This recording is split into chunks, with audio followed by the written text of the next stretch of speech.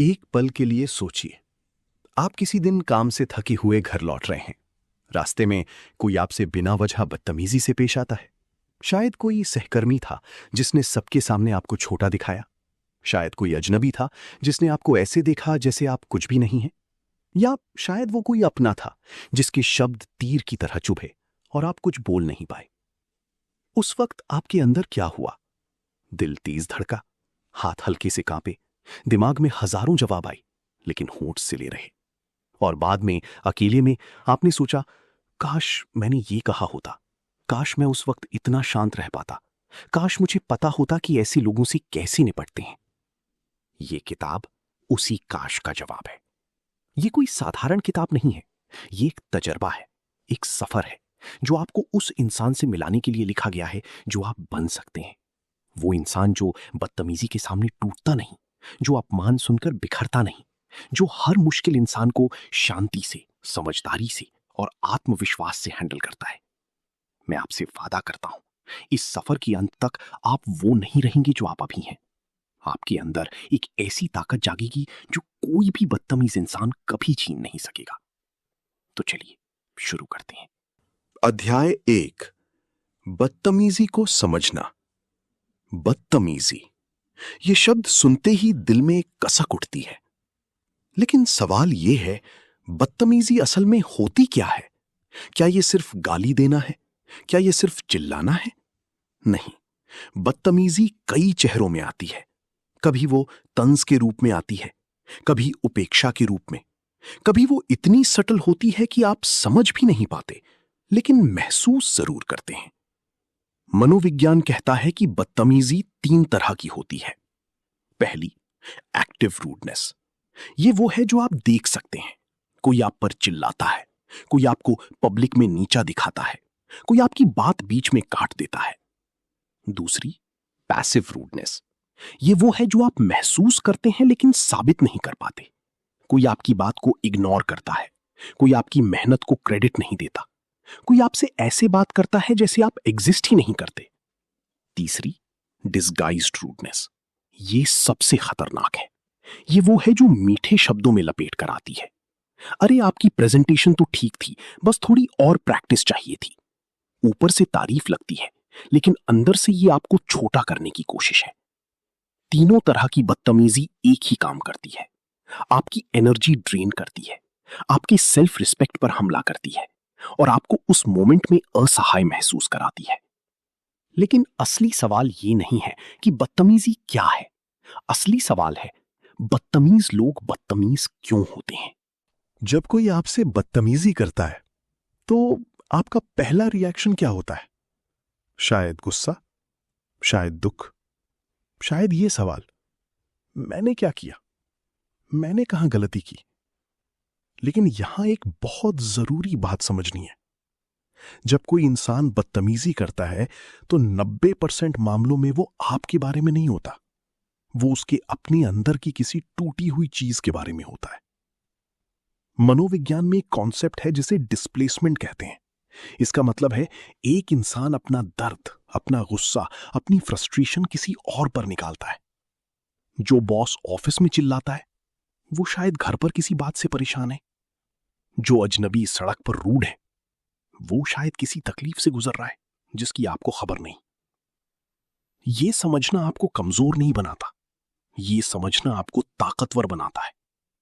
क्योंकि जब आप ये जान लेते हैं कि उनकी बदतमीजी का सोर्स आप नहीं है, तो आप उसे पर्सनली लेना बंद कर देते हैं। और जब आप उसे पर्सनली नहीं लेते, तो वो आपको हर्ट नहीं कर सकती। बदतमीज लोग जनरली 3 कैटेगरीज में आते हैं। पहली कैटेगरी, इनसिक्योर लोग, जिन्हें खुद पर यकीन नहीं, वो दूसरों को छोटा करके खुद को बड़ा महसूस करते हैं। दूसरी कैटेगरी, स्ट्रेस्ड लोग, जो किसी दबाव में हैं, जिनके पास अपनी फीलिंग्स प्रोसेस करने का तरीका नहीं। तीसरी कैटेगरी, कंडीशन्ड लोग, जो इसी माहौल में पले बड़े हैं, जिनके लिए बदतमीजी नॉर्मल है क्योंकि उन्होंने कभी कुछ और देखा ही नहीं। एक पुरानी कहानी है। एक बार एक शिष्य ने अपने गुरु से पूछा, गुरुजी, जब कोई हमें बिना वजह दुख देता है तो हम क्या करें? गुरु ने जवाब दिया, अगर कोई तुम्हें एक गिफ्ट देना चाहे और तुम उसे लेने से मना कर दो तो वो गिफ्ट किसके पास रहेगी? शिष्य ने कहा, जो दे रहा है उसके पास। गुरु मुस्कुराए, बिल्कुल सही। जब कोई तुम्हें अपमान देना चाहे और तुम उसे एक्सेप्ट ना करो, तो वो अपमान उन्हीं के पास रहेगा। ये एक छोटी सी कहानी है, लेकिन इसमें एक बहुत बड़ी सच्चाई है। हम दूसरों की बदतमीजी को तभी पावर देते हैं जब हम उसे अपने अंदर ले लेते हैं, जब हम उसे अपनी पहचान का हिस्सा बना लेते हैं, जब हम ये मान लेते हैं कि जो उन्होंने कहा वो सच है। लेकिन आपकी पहचान किसी और के शब्दों से नहीं बनती, आपकी पहचान आपके अंदर से आती है। ये अध्याय का सबसे जरूरी सबक है। बदतमीजी को समझना मतलब उसे माफ करना नहीं है। बदतमीजी को समझना मतलब उसे उसकी असली जगह पर रखना है। वो जगह है उस इंसान का अंदरूनी दर्द, आपकी कमी नहीं। जब ये बात आपके दिल में उतर जाएगी, तो आपका रिएक्ट करने का तरीका हमेशा के लिए बदल जाएगा। आप जवाब देंगे, लेकिन टूटकर नहीं। आप खड़े रहेंगे, लेकिन झुककर नहीं। अध्याय 2, तुरंत प्रतिक्रिया वर्सेस समझदारी। एक दृश्य सोचिए। आप एक मीटिंग में हैं। आपने अभी एक आइडिया पेश किया और आपके कलीग ने सबके सामने कह दिया, यह आइडिया तो बिल्कुल बेकार है, इसमें कोई दम नहीं। उस पल आपके अंदर क्या होता है? एक आग सी जलती है, एक तूफान आता है और दिमाग कहता है, अभी जवाब दो, अभी बोलो, अभी इसे बता दो कि यह कितना गलत है। यही वो पल है जो आपकी जिंदगी में सबसे ज्यादा नुकसान कर सकता है। तुरंत प्रतिक्रिया। न्यूरोसाइंस में इसे एमिगडाला हाईजैक कहते हैं। जब कोई हम पर हमला करता है, चाहे वो फिजिकल हो या वर्बल, हमारा ब्रेन एक इमरजेंसी मोड में चला जाता है। एमिगडाला एक्टिवेट होता है। ये हमारे ब्रेन का वो हिस्सा है जो खतरे को डिटेक्ट करता है और ये हमें 3 ऑप्शंस देता है: फाइट, फ्लाइट या फ्रीज। फाइट, तुरंत जवाब देना, चिल्लाना, पलटवार करना। फ्लाइट, चुप हो जाना, वहां से भाग जाना, अवॉइड करना। फ्रीज, सुन पड़ जाना, कुछ भी ना कर पाना। इन तीनों में से कोई भी एक्चुअली आपकी मदद नहीं करता, क्योंकि इन तीनों में आपका rational brain, prefrontal cortex, temporary of हो जाता है। और जब रैशनल ब्रेन ऑफ होता है, तो आप वो कहते हैं, वो करते हैं जिसका बाद में पछतावा होता है।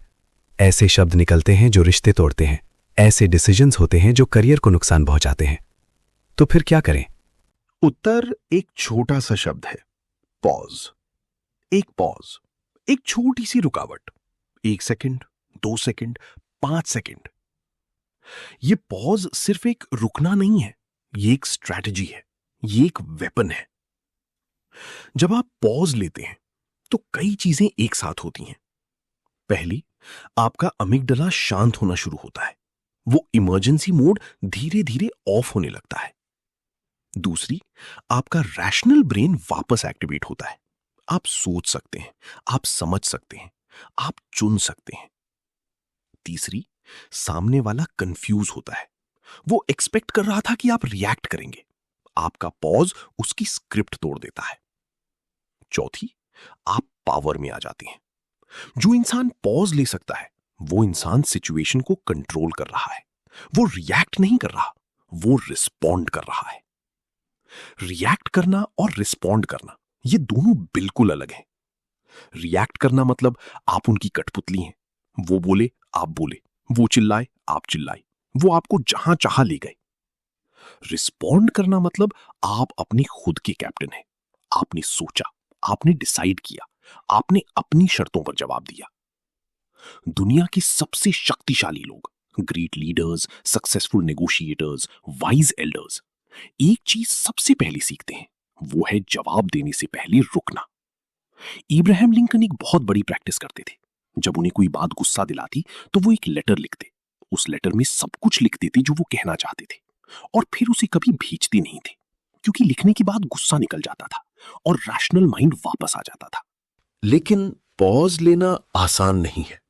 जब कोई आपको पब्लिक में अपमानित करे, तो पॉज लेना सबसे मुश्किल काम लगता है।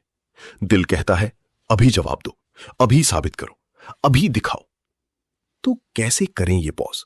कुछ प्रैक्टिकल टेक्निक्स हैं। पहली टेक्निक, द ब्रेथ पॉज। जैसे ही कोई बदतमीजी करे, एक गहरी सांस लें, नाक से अंदर, मुंह से बाहर। यह सांस लिटरली आपके नर्वस सिस्टम को शांत करती है। यह फिजियोलॉजिकल रिस्पॉन्स है, साइंस है ये। दूसरी टेक्निक, द काउंट पॉज। मन में 4 तक काउंट करें। 1, 2, 3, 4। इन 4 सेकंड्स में आपका ब्रेन स्टेट स्विच करता है। आप इमोशन से लॉजिक में आते हैं। तीसरी टेक्निक, द क्वेश्चन पॉज। खुद से एक सवाल पूछें, क्या ये रिस्पॉन्स मुझे 5 इयर्स बाद भी सही लगेगा? ये सवाल पर्सपेक्टिव देता है। बहुत से जवाब जो हम देना चाहते हैं वो इस सवाल के सामने खुद ब खुद खारिज हो जाते हैं। चौथी टेक्निक, द ऑब्जर्वेशन पॉज। एक पल के लिए खुद को सिचुएशन से बाहर निकालें, जैसे आप एक ऑब्जर्वर हैं, ऊपर से देख रहे हैं। एक इंसान बोल रहा है, दूसरा सुन रहा है। आप डिसाइड कर सकते हैं आप कौन बनना चाहते हैं। ये टेक्निक सुनने में सिंपल लगती हैं, लेकिन इन्हें प्रैक्टिस करना होता है। हर बार जब आप तुरंत रिएक्ट करने से रुकते हैं, आप एक मसल ट्रेन कर रहे हैं। वो मसल है इमोशनल कंट्रोल, और ये मसल जितना स्ट्रांग होगा, आप उतने ही पावरफुल बनते जाएंगे। एक असली जिंदगी का एग्जाम्पल सुनिए। राहुल एक सेल्स एग्जीक्यूटिव था। उसका मैनेजर रोज उसे ऑफिस में छोटा दिखाता था। बात बात पर कहता, तुमसे ये काम नहीं होगा, तुम इस लेवल के नहीं हो। पहले राहुल हर बार या तो गुस्से में जवाब देता या चुप हो जाता। दोनों से कुछ हासिल नहीं होता था। मैनेजर और कॉन्फिडेंट हो जाता। फिर राहुल ने एक चीज सीखी, पॉज और डिलेड रिस्पॉन्स। अगली बार जब मैनेजर ने उसे बेइज्जत किया, राहुल ने 3 सेकंड रुककर शांति से कहा, आपकी बात मैंने सुन ली है, मैं इस पर सोचकर आपसे बात करूंगा। बस इतना। मैनेजर हैरान था। वो एक्सपेक्ट कर रहा था रिएक्शन। उसे मिला एक काम, कंपोज्ड, कंट्रोल्ड इंसान। उस दिन के बाद मैनेजर का टोन बदलने लगा, क्योंकि उसे पता चल गया ये इंसान अब उसकी गेम में नहीं खेलेगा। यही वो शिफ्ट है जो आपकी जिंदगी बदल सकता है। जब आप रिएक्ट करना बंद करते हैं और रिस्पॉन्ड करना शुरू करते हैं, तो आप सिचुएशन के विक्टिम नहीं रहते, आप सिचुएशन के मास्टर बन जाते हैं। अध्याय 3, शांत रहने की मनोवैज्ञानिक ट्रिक्स। शांत रहना, ये 2 शब्द इतने आसान लगते हैं, लेकिन जब सामने कोई चिल्ला रहा हो, अपमान कर रहा हो, आपको तोड़ने की कोशिश कर रहा हो, तब शांत रहो जैसी बात एडवाइस नहीं लगती, मजाक लगती है।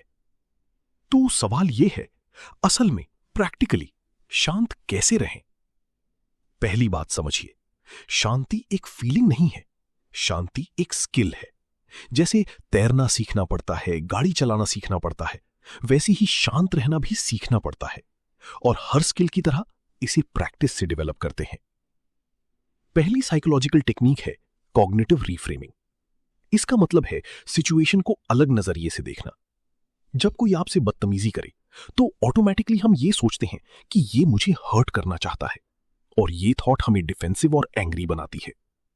लेकिन अगर हम यही थॉट बदल दें, ये इंसान किसी दर्द में है, तो हमारी इमोशनल स्टेट बदल जाती है। ये उन्हें एक्सक्यूज देना नहीं है, ये आपको प्रोटेक्शन देना है। जब आप किसी को हर्ट में देखते हैं, तो आप ऑटोमेटिकली थोड़ा डिटैच हो जाते हैं। उनकी बदतमीजी आपकी नहीं लगती, वो उनकी प्रॉब्लम लगती है, और प्रॉब्लम उनकी है तो वो आपको क्यों डिस्टर्ब करे। दूसरी टेक्निक है द ऑब्जर्वर टेक्निक। अपने आप को उस सिचुएशन से ऊपर उठाइए। जैसे एक डायरेक्टर फिल्म देखता है, वो इन्वॉल्व नहीं होता, वो ऑब्जर्व करता है। आप भी वो डायरेक्टर बनिए। वो इंसान कुछ कह रहा है, आप ऑब्जर्व कर रही हैं।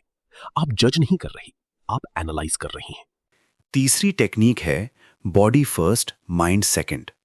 ये टेक्निक बहुत पावरफुल है और साइंस इसे सपोर्ट करती है। जब हम स्ट्रेस्ड या एंग्री होते हैं, तो हमारा बॉडी एक सर्टेन तरीके से रिस्पॉन्ड करता है।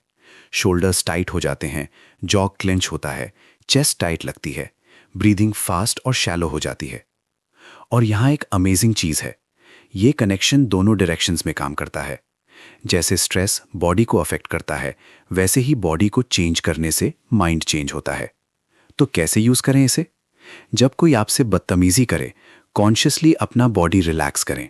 शोल्डर्स को ड्रॉप करें, जॉ को अनक्लेंच करें, फीट को ज़मीन पर फर्मली रखें और सांस को स्लो करें। In for 4 counts, out for 6 counts. ये सब करते हुए आपका बॉडी एक सिग्नल भेजता है ब्रेन को, खतरा नहीं है, हम सेफ हैं, और ब्रेन शांत होने लगता है। चौथी टेक्निक है द एंकर टेक्निक। ये NLP से आई है। इसमें आप एक फिजिकल एंकर बनाते हैं शांति का। कैसे? जब आप किसी पीसफुल, कॉन्फिडेंट मोमेंट में हो, जैसे किसी सुबह या किसी अचीवमेंट के बाद, तो अपनी थंब और इंडेक्स फिंगर को एक साथ प्रेस करें और उस फीलिंग को महसूस करें। ये करें कई बार। धीरे धीरे ये जेस्चर आपके ब्रेन में उस फीलिंग से जुड़ जाता है। फिर जब कोई तनावपूर्ण सिचुएशन आए, बस यही जेस्चर करें। ब्रेन ऑटोमेटिकली उस पीसफुल स्टेट में जाने की कोशिश करेगा। ये सुनने में अजीब लग सकता है, लेकिन ये प्रूवन टेक्निक है। एथलीट्स, पब्लिक स्पीकर्स और सक्सेसफुल लीडर्स इसका यूज करते हैं। 5वीं टेक्निक है प्री गेम मेंटल प्रिपरेशन। ये उन सिचुएशंस के लिए है जो आपको पहले से पता हो। मान लीजिए आपको एक ऐसे इंसान से मिलना है जो हमेशा आपको अनकंफर्टेबल करता है। एक डिफिकल्ट बॉस, एक टॉक्सिक रिलेटिव, एक आर्ग्यूमेंटेटिव कॉलीग। उस मीटिंग से पहले घर पर अकेले में मेंटली रिहर्स करें। सोचें वो क्या कह सकता है और आप कैसे रिस्पॉन्ड करेंगे। शांति से, कॉन्फिडेंस के साथ, बिना रिएक्ट किए। जितनी बार आप ये मेंटल रिहर्सल करेंगे, उतनी बार आपका ब्रेन उस पैटर्न को फेमिलियर मार्क करेगा, और जब एक्चुअल सिचुएशन आएगी तो ब्रेन कहेगा ये तो हमने पहले भी हैंडल किया है। 6ठी टेक्निक है द नेम टेक्निक। जब कोई बहुत अग्रेसिव हो तो उनका नाम यूज करें, शांति से, पोलाइटली। राहुल जी, मैं आपकी बात सुन रहा हूं।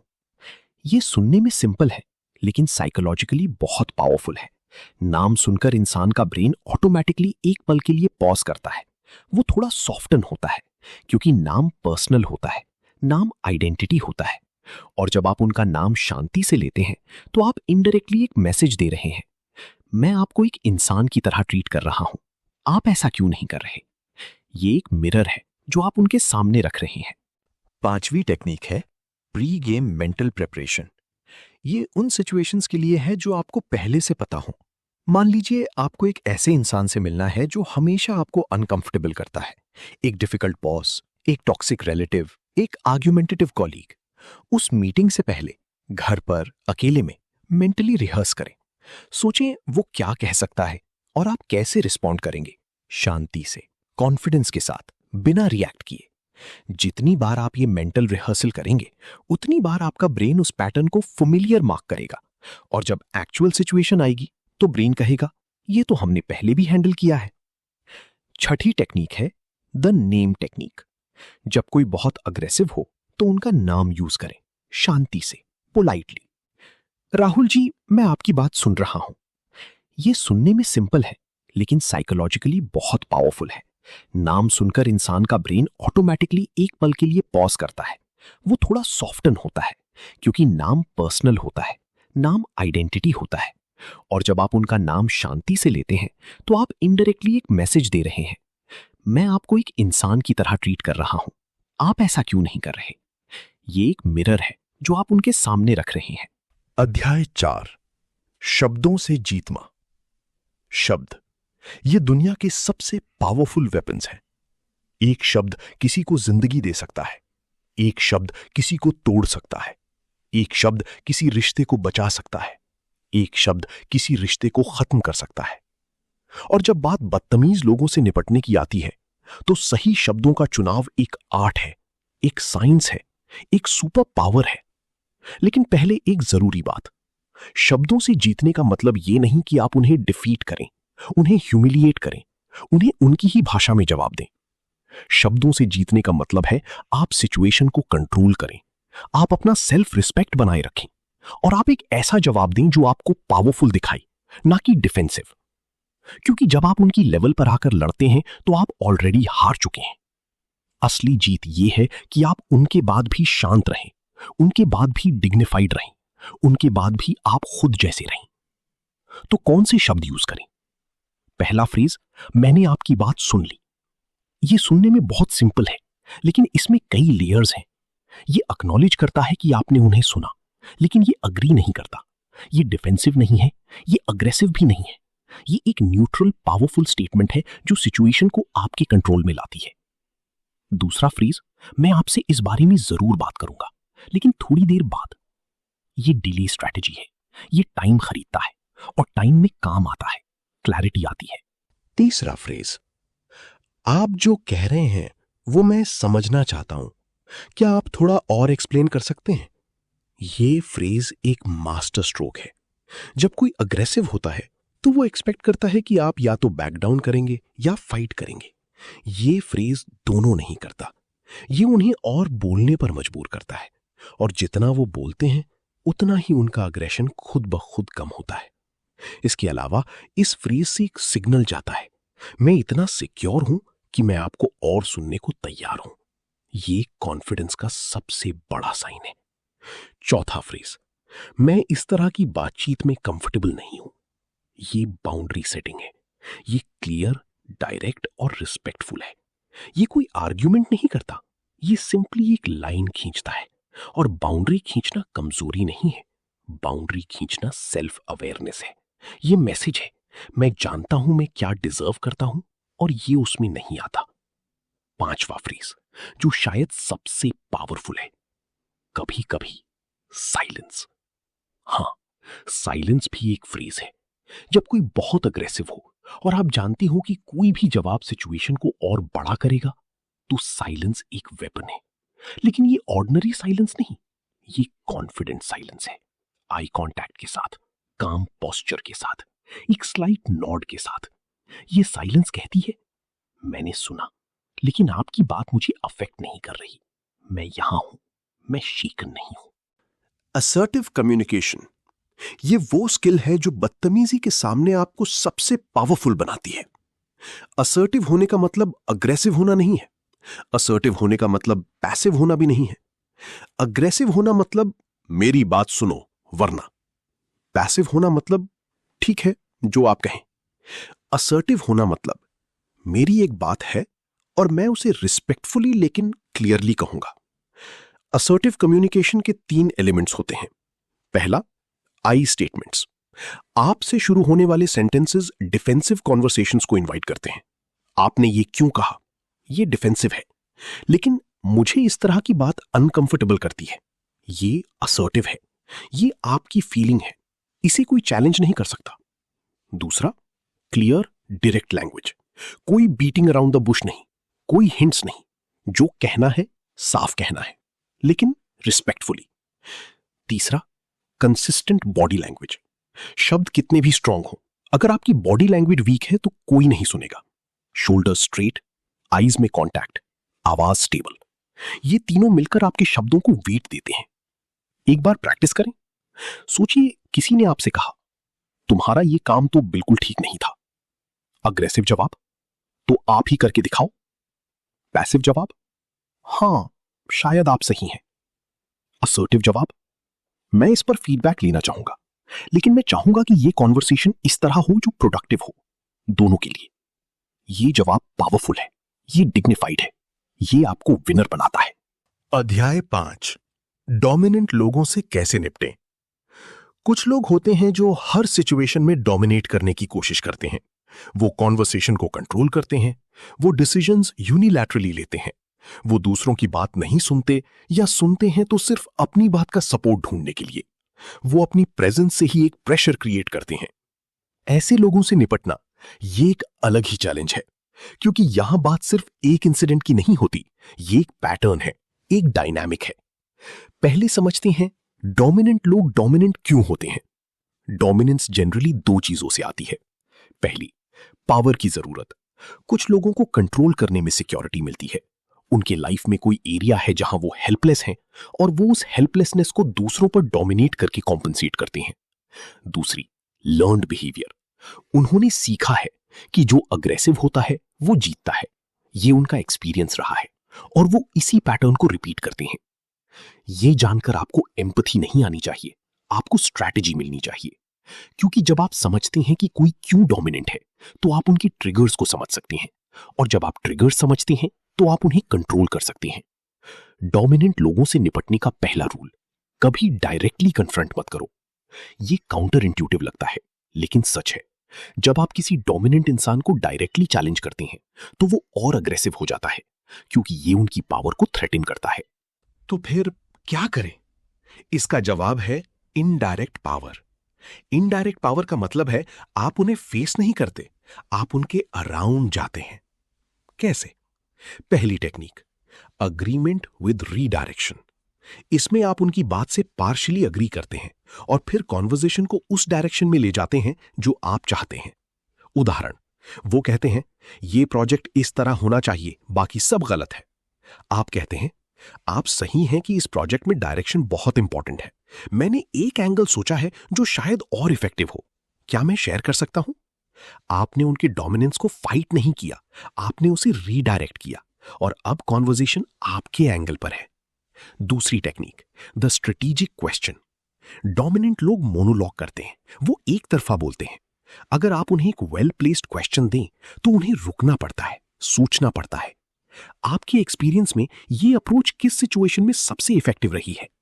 ये क्वेश्चन उनकी एक्सपर्टीज को एक्नॉलेज करता है, उन्हें रिस्पेक्ट फील होती है और वो अपने गार्ड को थोड़ा लोअर करते हैं।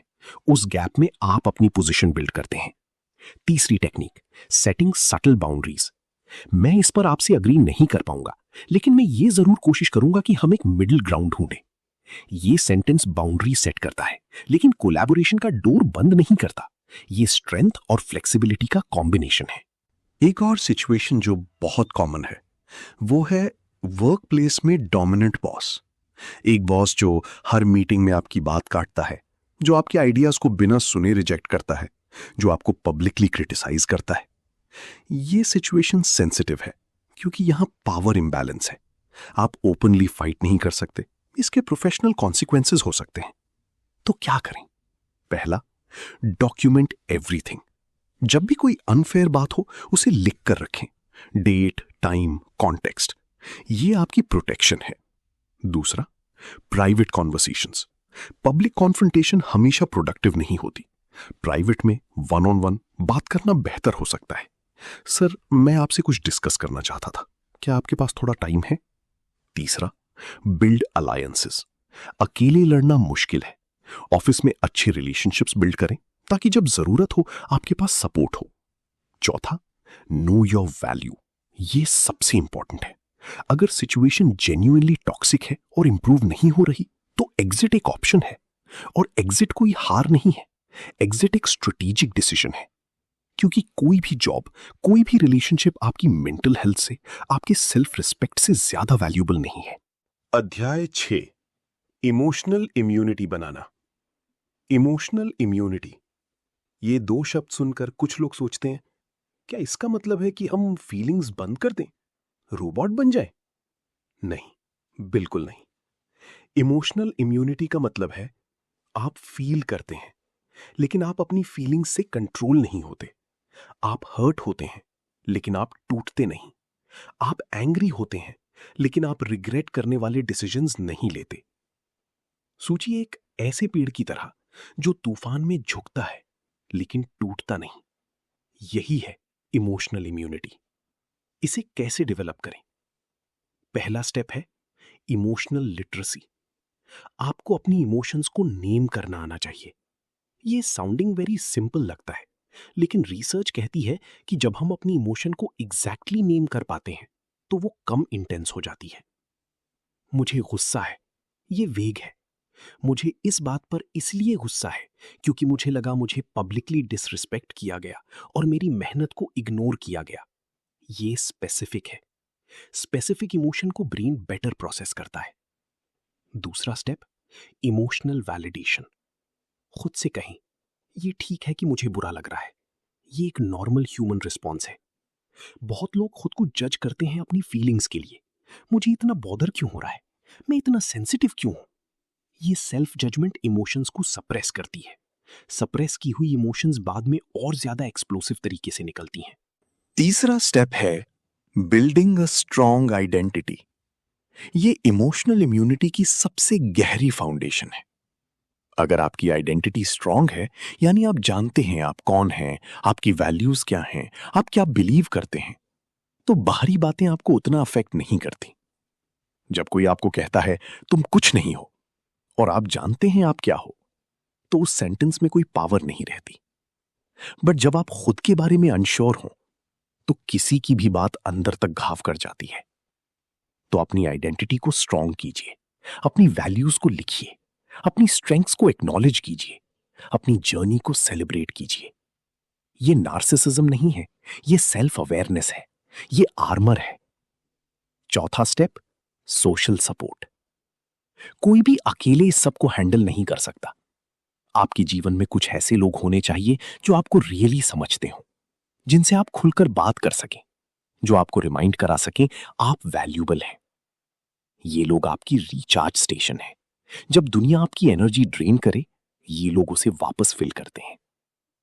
पांचवा स्टेप, फिजिकल फाउंडेशन। ये अक्सर इग्नोर होता है, लेकिन नींद, एक्सरसाइज और खाना, ये सब सीधे आपकी इमोशनल रेजिलियंस को अफेक्ट करते हैं।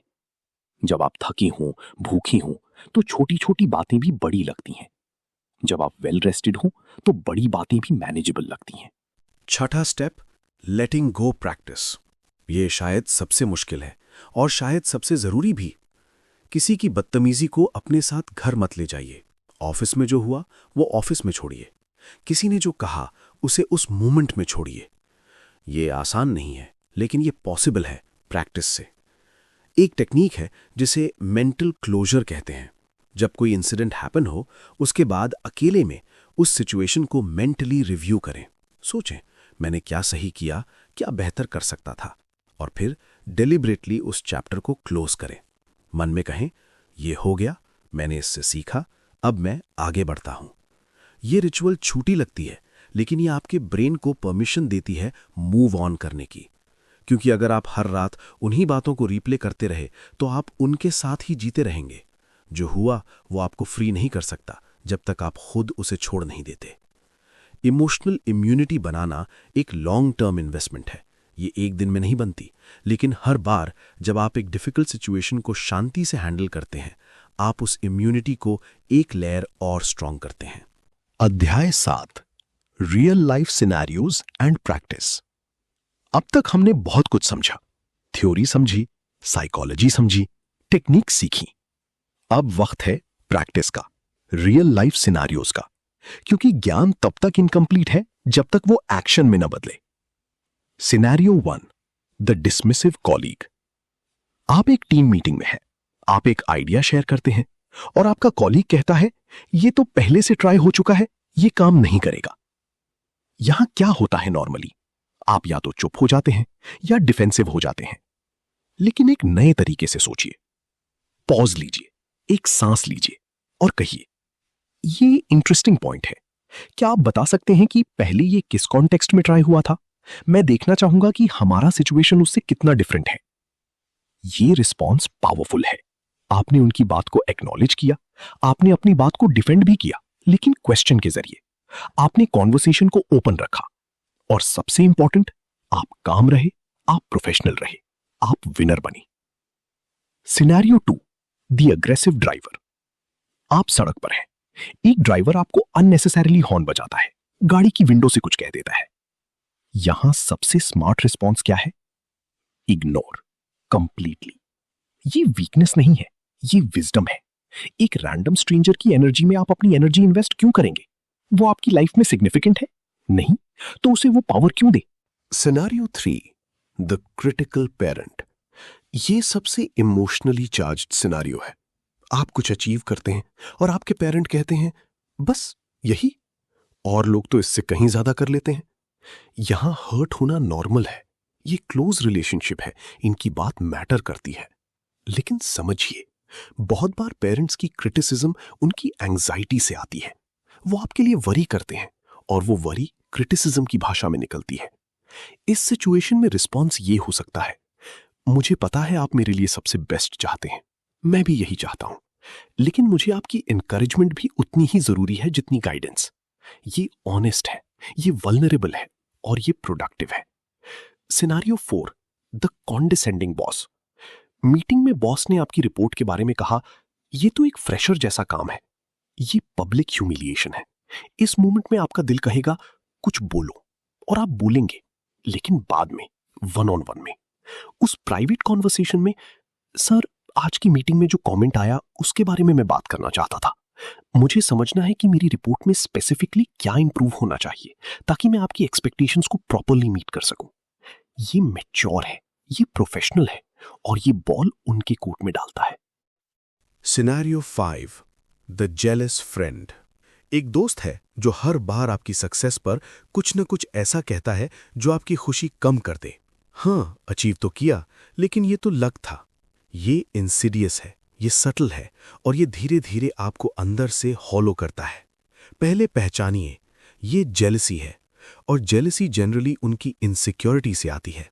आप उनकी प्रॉब्लम नहीं है, वो खुद अपनी प्रॉब्लम है। Response 1, redirect. हाँ, लक भी था, लेकिन प्रेपरेशन भी बहुत थी। दोनों मिलकर काम करते हैं। आपने उनकी बेट नहीं ली, आपने ग्रेसफुली अपनी अचीवमेंट को ओन किया। Response 2, gentle confrontation. तुम्हारी बातें कभी कभी मुझे थोड़ा ऑफ फील कराती हैं। मुझे नहीं पता इरादा क्या होता है, लेकिन मैं ऑनेस्टली बता रहा हूं।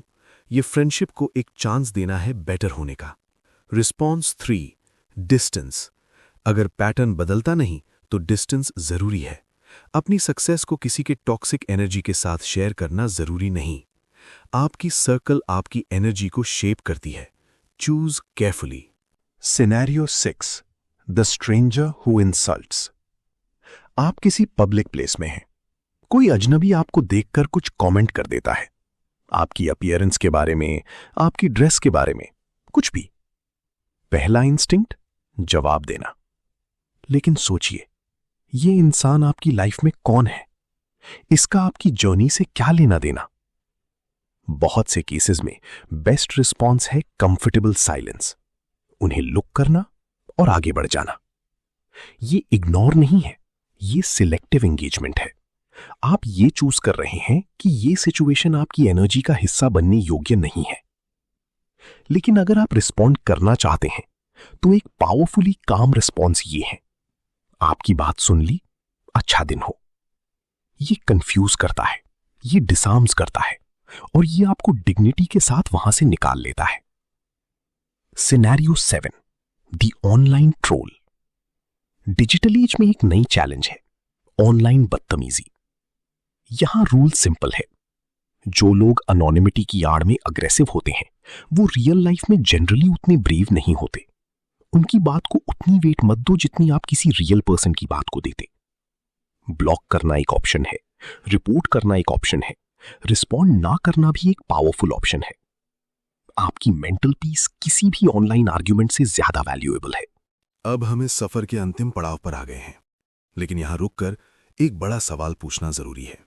ये सब टेक्निक्स, ये सब स्ट्रैटेजीज, इनका अल्टीमेट गोल क्या है?